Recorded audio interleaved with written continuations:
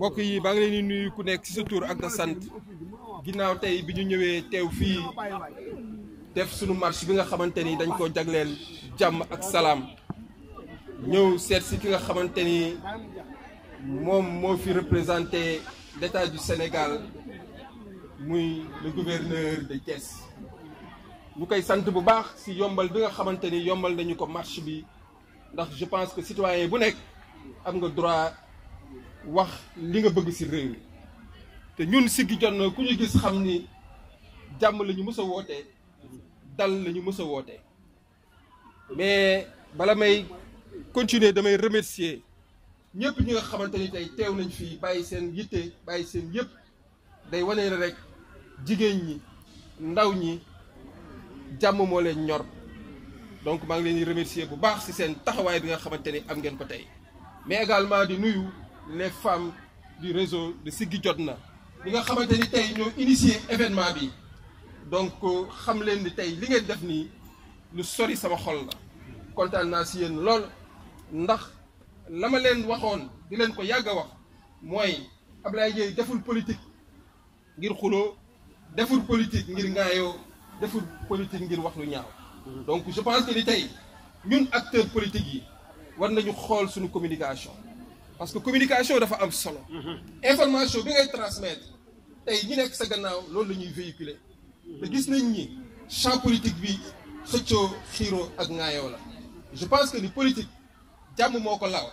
parce que loo xamante ni da nga koy def ngir defar sa cité ngir defar sa dëkk je pense que wax ju rafet bu ko mënul defar wax ju ñaaw mënu ko defar dëgg la waay donc ñun acteurs politiques yi li ñu war mooy ñëpp xam na ni ku nekk am nga droit wax sa xalaat mais suñuy xalaat aussi nañ koy rafetal donc di profiter ci occasion bi di wax ni bu dul woon suñu kilifa diine yi suñu kilifa aada yi ñu ngi leen di remercier bu baax di leen sant di leen gërëm di profiter ci occasion bi di ñaanal suñu xalif généraux yi mais particulièrement le xalif général des Mourides Serigne Mountakha Mbacké génn bi nga xamante ni génn na ko bi nga xamante ni jàpp na ko ci ba réew mi ànd ak dal ànd ak jàmm ñun également dañ ci am ay part de responsabilité donc moo tax famille ndaw ñi jigéen ñi ñëpp tey génn àndandoo ngir woote jàmm fii ci Sénégal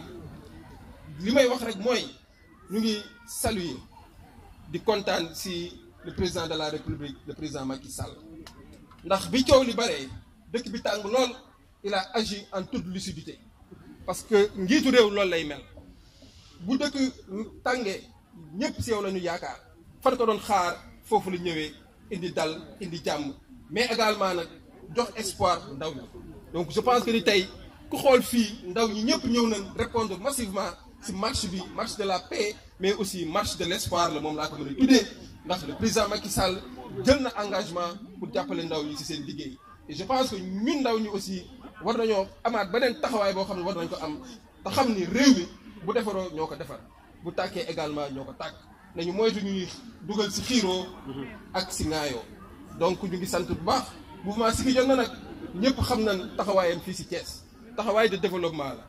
politique bu seen la ñuy def politique boo xamante ni dañu am droit wax suñu xalaat ci réew mi mais aussi dañu am droit indi suñu participation ci développement réew mi donc loolu rek moo ñu ñor loolu la ñuy dox tey moom la ñuy dox guddi donc di remercier tous les responsables politiques yi nga xamante ni nekk nañ Thiès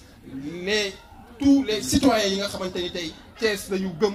Thiès la ñu bëgg donc ñu ngi leen di tàllal loxo ni kat ñun suñuy ambition mooy bokk ci ñi nga xamante ni dinañ tabax mais duñu bokk ci ñoo xamante ni dañuy yàq ñu ngi leen di sant bu baax di leen gërëm encore une fois monsieur le gouverneur sant nañ la gërëm nañ la jërëjëf. waaw maa ngi leen di nuyu yéen ñëpp ginnaaw ba ma nuyee monsieur le gouverneur de la république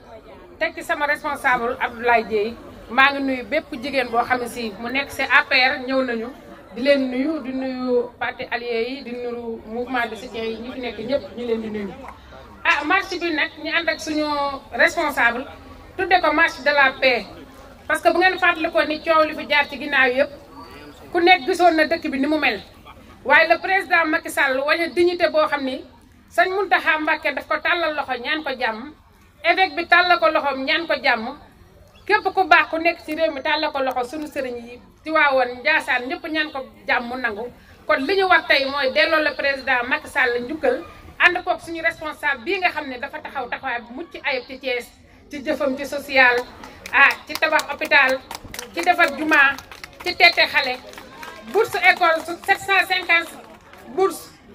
mi ngi ci cas social yi touche yëpp foo ko laal président Abdoulaye Dièye moo nga fa. dëgg la président Abdoulaye Dièye moom ñëw ci mbas mi balaa Macky Sall di ñëw mu def 15 tonnes de riz jël 5 tonnes de riz def ko ci mairie Thiès Est ci ay réalisation la bokk suñu taxawee fii di wax ay réalisation dañuy guddee kon nañ ko seetaan ci Siggi Info képp ku am téléphone nga koy seetaan ci Siggi Info. loolu moo tax ñu delloo le président Macky Sall njukkal parce que président Macky Sall nag dafa jot tamit ñun waa Thiès le mouvement Siggi jot na jóg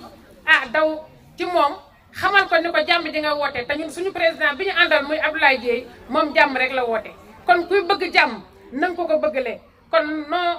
à la violence bi xale yi di def nañ bàyyi yàq li ñuy yàq ñun ñoo ko moom ñun nag en tant que yaay dañoo kontaan ci Macky Sall ndax suñuy doom suñu fi nekkee di ko tàllal loxo ci emploi des jeunes les femmes di ko tàllal loxo ci financement des femmes en tant que yaay ñun tey marche bi tey mënuñoo wax ni mu ñu tollal le président Abdoulaye Dièye taxawal na lu ëpp 3000 femmes tey place de France ñu dox ñëw kon tey dox bi dafa yéex ndax li topp si ginnaaw moo demee nii président mouvement Siggi jot na ak les femmes républicaines yi nekk ci Thiès Mame Mbaye Guèye gis nañ sa taxawaay Maodo Malick yónni na Aïda Fall gis nañu waa Ndabal Jom gis nañu mouvement de soutien gis nañu ñëpp kon vive la paix ñoo ngi woote jàmm bu baax a baax te képp kuy murit déggale xalifa bi wax na nga topp ci ginnaawam képp kuy tiijaan déggale xalifa bi wax na nga topp ci ginnaawam vive Macky Sall Abdoulaye Dièye nag mu ngi sa ginnaaw tey mu ngi sa ginnaaw suba mi ngi ci sa kanam mi ngi ci sa ginnaaw le président Idrissa Seck Thiès ñoo ngi lay gërëm gis nañ sa taxawaay li nga def si ginnaaw président Macky Sall soo ko defee yow ak Abdoulaye Dièye yéen a bokk Thiès moo tax moom xoolul dara lu defar Thiès Abdoulaye yaa bëgg Thiès Abdoulaye boo solee costume bu ñu tëggee Thiès loxo yi da ngay tëgg sa dënd ba sa cravate di tëb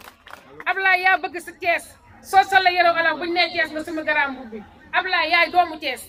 Abdoulaye yaa bëgg sa dëkk kon jërëjëf. De remercier monsieur le gouverneur de Thiès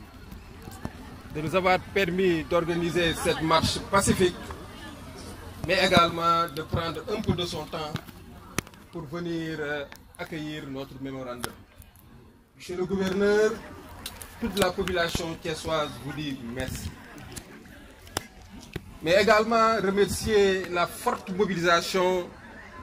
des femmes et aussi des jeunes qui ont répondu à cet appel pour venir faire la marche de paix avec vous. Mes chères et vaillantes sœurs, femmes de Siggi Jotna, qui êtes devant moi aujourd'hui, militants et militantes de notre honorable cause du renouveau politique citoyen, je vous le dis avec les mots de la raison et du cœur. Vous êtes au rendez-vous de mes attentes. Dans le même mouvement, vous êtes aussi au rendez-vous de la République. La République rêvée par ses pairs est en voie de réalisation avec nos bras dans une dynamique d'action vers le progrès. Je suis optimiste de voir que les graines semées ont été germées. Et la principale qualité qui caractérise aujourd'hui les populations de notre ville, c'est la maturité. Nous le savons tous, dans l'époque où nous vivons, la marchandisation généralisée des choses, des corps et des esprits de la nature et de la culture a placé la violence et la terreur au cœur du dispositif politique. Devant tant d'incertitudes et de périls, n'est-il pas temps de reconstruire Thiès, plus particulièrement le Sénégal, et de repenser enfin le rôle d'acteurs politiques moins dépendants de leurs intérêts personnels et plus attentifs à la souffrance de leurs concitoyens. Par la grâce, l'intervention d'illustres personnalités vient de sauver notre pays du péril et de la violence. Je profite de cette occasion pour rendre hommage et donner nos prières à nos khalifes généraux, surtout le khalife Serigne Mountakha Mbacké, qui a appelé à la paix, qui a appelé à une cohésion nationale. La paix est symbole de stabilité, de développement